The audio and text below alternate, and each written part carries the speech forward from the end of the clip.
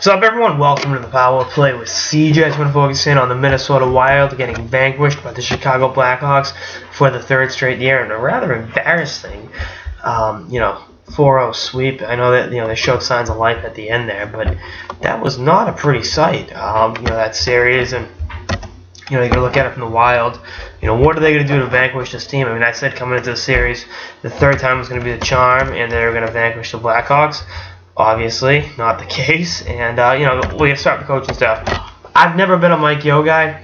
I was advocating they should have fired him after the last year in the playoffs, and if you don't believe me, go back and watch the tape. And if you want to see my reasoning in depth, watch the last 2 minutes of Game 5 of the Chicago series last year, and you'll see exactly what I'm talking about and how he completely mismanaged his lines in the last 2 minutes of the game and wasn't able to get Suter and Parise out there. And I believe Miko Koivu was on the bench too for the last minute and a half of the game with the goalie out because he had used them too much in the third period, wasn't watching their ice time, didn't have them for the last go of it. But that's neither here nor there. And I think Mike Yeo is taking this group as far as he could take them. No different than when Michel Therrien reached his expiration date in Pittsburgh. Danny Bylsma came in. They won the Stanley Cup. I'm not saying that that's the exact science. In fact, Bylsma should take over. We'll get to that in a second. But it's very rare to see a coach that starts with a nucleus in terms of a ascent be there for when they do finally become a championship team or championship contender. Daryl Sutter took over in Los Angeles, and you think about it, he took over like January 2011, 2012, and then lo and behold, they they fired Terry Murray, who was there when the Kings were awful, and then was helped get him good, and then he had kind of reached his end, and Sutter came over, and we also won the Stanley Cup. Even in Chicago, I believe Denny Savard was the coach when Kane and Taves were rookies, and then Quenneville came in, and again, it's the same theory I had, same argument, probably a better way to put it, with Kenny Hitchcock in St. Louis. But you put a gun on my head, I say they should hire Dan Bylsma. I think he'd be a perfect fit in that hockey craze market. But what do I know? Second, free agency. Devin Dubnyk's a free agent. Got to get him signed.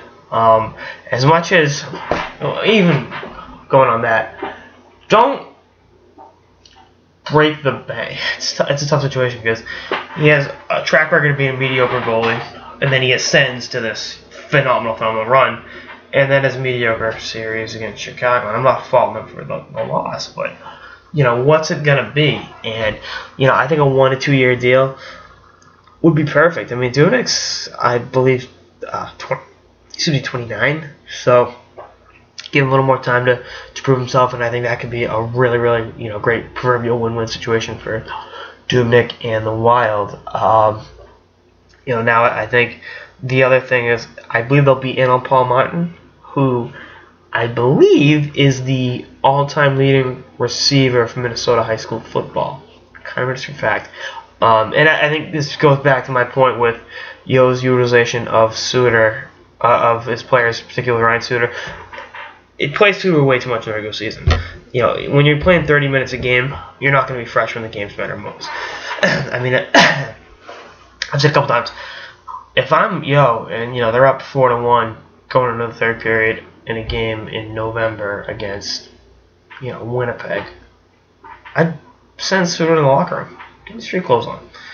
Don't bother putting him out there. You want to make sure he's fresh as possible for the playoffs. That's what it's all about. And I think he's shown signs of fatigue, down the stretch in the playoffs. And it's not his fault. He's not a Superman. You got to be careful in how you use those guys, particularly early in the season, so they can pay dividends later on. I think having a guy like Martin in that mix will be a pretty good thing for that blue line.